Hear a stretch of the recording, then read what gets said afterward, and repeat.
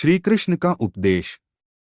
कुरुक्षेत्र के युद्ध क्षेत्र में जब अर्जुन अपने ही बंधु बांधवों, गुरुओं और मित्रों को सामने खड़ा देख निराश हो गए, तब भगवान श्री कृष्ण ने उन्हें जीवन का महान ज्ञान दिया।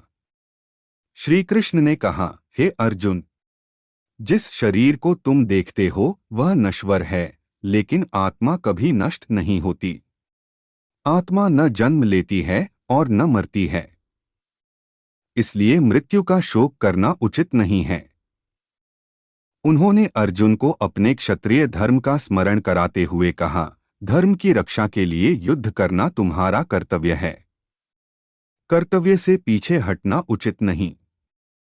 श्री कृष्ण ने कर्मयोग का उपदेश देते हुए कहा, कर्मण्येवाधिकारस्ते मा फलेषु कदाचन। अर्थात मनुष्य का अधिकार केवल कर्म करने में है, फल पर नहीं।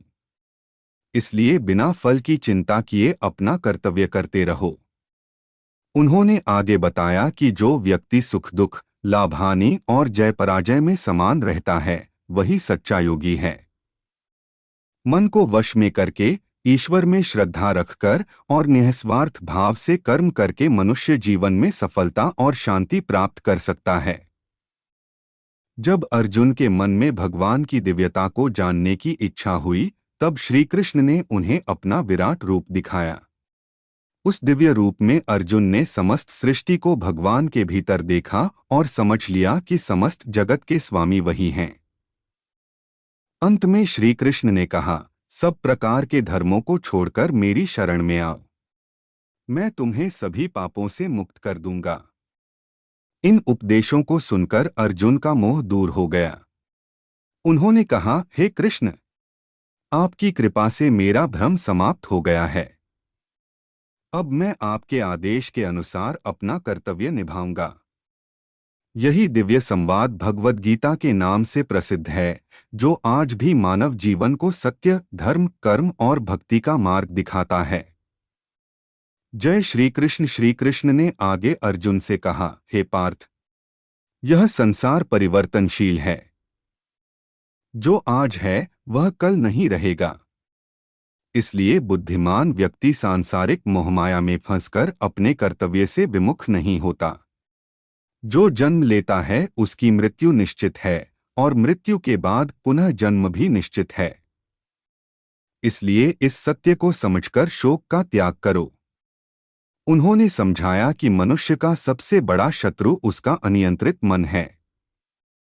जो मन को वश में कर लेता है वह स्वयं अपना मित्र बन जाता है, और जो मन के वश में हो जाता है वह स्वयं अपना शत्रु बन जाता है।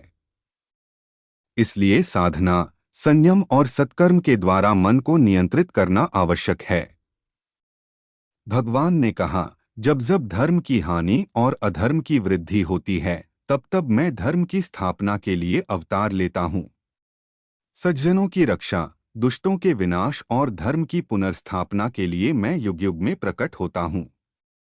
यह सुनकर अर्जुन ने पूछा, हे प्रभु, आपके प्रिय भक्त कौन हैं?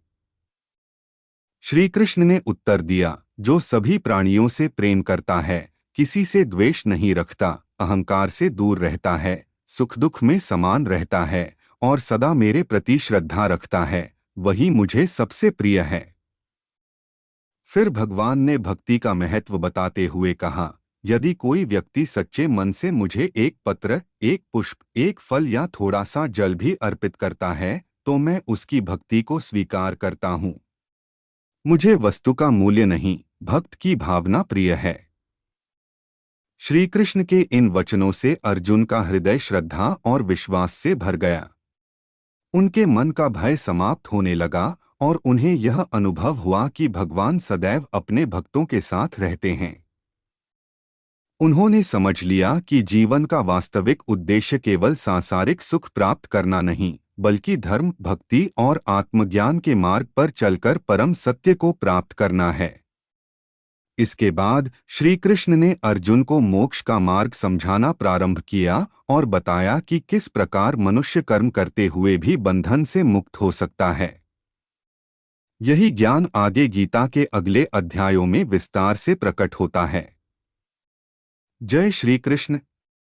इसके बाद अर्जुन ने विनम्रता से कहा, हे प्रभु, आपने भक्ति, ज्ञान और कर्म का जो अद्भुत रहस्य बताया है, उससे मेरा हृदय आनंदित हो गया है। फिर भी मैं जानना चाहता हूँ कि वह मनुष्य कैसा होता है जिसने स्थिर बुद्धि प्राप्त कर ली हो और जो सच्चे ज्ञान को प्राप्त कर चुका हो। भगवान श्री कृष्ण मुस्कुराए और बोले, हे अर्जुन, जो मनुष्य अपनी सभी स्वार्थपूर्ण इच्छाओं का त्याग कर देता है और आत्मा में ही संतुष्ट रहता है, वही स्थिर बुद्धि वाला कहलाता है। वह सुख मिलने पर अत्यधिक प्रसन्न नहीं होता और दुख आने पर विचलित नहीं होता। उसकी बुद्धि सदैव संतुलित रहती है। उन्होंने आगे कहा, जैसे कछुआ किसी भय के समय अपने अंगों को समेट लेता है, वैसे ही जो मनुष्य अपनी इंद्रियों को विषयों से हटा लेता है, वह ज्ञान के मार्ग पर आगे बढ़ता है। इंद्रियां बहुत शक्तिशाली हैं, इसलिए उन्हें संयम में रखना आवश्यक है। श्री कृष्ण ने समझाया कि मनुष्य का पतन कैसे होता है। उन्होंने कहा, जब मन बार बार विषयों का चिंतन करता है, तब उनमें आसक्ति उत्पन्न होती है। आसक्ति से कामना जन्म लेती है। कामना पूरी न होने पर क्रोध उत्पन्न होता है। क्रोध से विवेक नष्ट होता है और विवेक के नष्ट होने पर मनुष्य अपने मार्ग से भटक जाता है। फिर भगवान ने शांति का रहस्य बताते हुए कहा, जिस प्रकार असंख्य नदियां समुद्र में मिलती हैं, फिर भी समुद्र अपनी मर्यादा नहीं छोड़ता, उसी प्रकार जो व्यक्ति इच्छाओं के आने पर भी विचलित नहीं होता, वही सच्ची शांति प्राप्त करता है। अर्जुन ध्यानपूर्वक सुन रहे थे। उनके मन में अब पहले जैसी बेचैनी नहीं थी। उन्हें अनुभव होने लगा कि भगवान केवल युद्ध की बात नहीं कर रहे हैं, बल्कि जीवन के हर संघर्ष का समाधान बता रहे हैं। तब श्री कृष्ण ने कहा, हे धनंजय, कर्म से भागना समाधान नहीं है। संसार में कोई भी क्षण भर भी बिना कर्म किए नहीं रह सकता। इसलिए अपने कर्तव्य का पालन करो, परंतु उसे ईश्वर को समर्पित करके करो। जब कर्म में अहंकार और स्वार्थ नहीं रहता, तब वही कर्म योग बन जाता है। इन दिव्य वचनों को सुनकर अर्जुन का मन और अधिक निर्मल हो गया। अब वे भगवान से कर्मयोग के गहन रहस्य को विस्तार से सुनने के लिए उत्सुक थे और श्री कृष्ण उन्हें आगे कर्म, यज्ञ और लोक कल्याण के महान सिद्धांत समझाने लगे। जय श्री कृष्ण। श्री कृष्ण ने आगे कहा, हे अर्जुन, इस संसार की व्यवस्था यज्ञ के सिद्धांत पर आधारित है। यज्ञ का अर्थ केवल अग्नि में आहुति देना नहीं है, बल्कि निःस्वार्थ भाव से किया गया प्रत्येक शुभ कर्म भी यज्ञ है। जो मनुष्य केवल अपने सुख के लिए कर्म करता है, वह कर्मबंधन में बंध जाता है, लेकिन जो लोक कल्याण और ईश्वर को समर्पण की भावना से कर्म करता है, वह मुक्त हो जाता है। भगवान ने कहा, प्राचीन काल से ही ऋषि मुनि और महान राजा कर्मयोग का पालन करते आए हैं।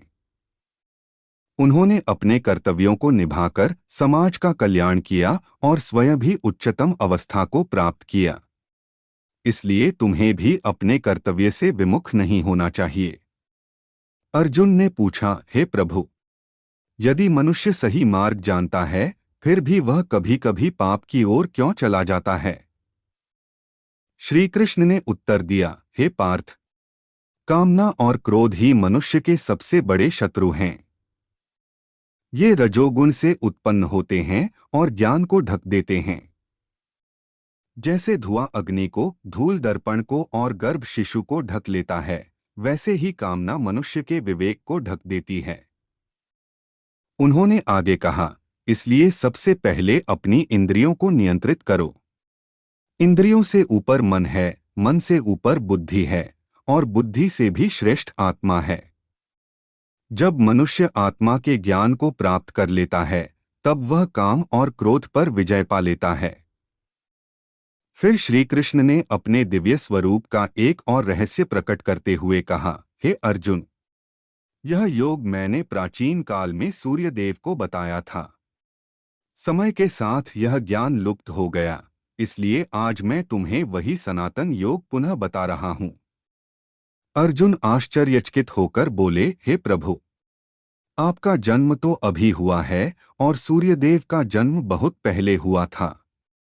फिर आपने उन्हें यह ज्ञान कैसे दिया? भगवान मुस्कुराकर बोले, हे अर्जुन, तुम्हारे और मेरे अनेक जन्म हो चुके हैं। तुम्हें वे याद नहीं हैं, लेकिन मैं उन सबको जानता हूँ। यद्यपि मैं अजन्मा और अविनाशी हूँ, फिर भी अपनी योगमाया से समय समय पर संसार में प्रकट होता हूँ। इसके बाद श्री कृष्ण ने पुनः धर्म की स्थापना का अपना संकल्प बताया और अर्जुन को विश्वास दिलाया कि जो व्यक्ति श्रद्धा और भक्ति के साथ उनके बताए मार्ग पर चलता है, वह जीवन के सभी भय और भ्रम से मुक्त हो जाता है। इन दिव्य रहस्यों को सुनकर अर्जुन का हृदय श्रद्धा से भर गया। अब वे भगवान से ज्ञान योग और आत्मा के गहन रहस्यों को सुनने के लिए तैयार थे और श्री कृष्ण उन्हें आत्मज्ञान के मार्ग की ओर आगे ले जाने लगे। जय श्री कृष्ण। हरिओम।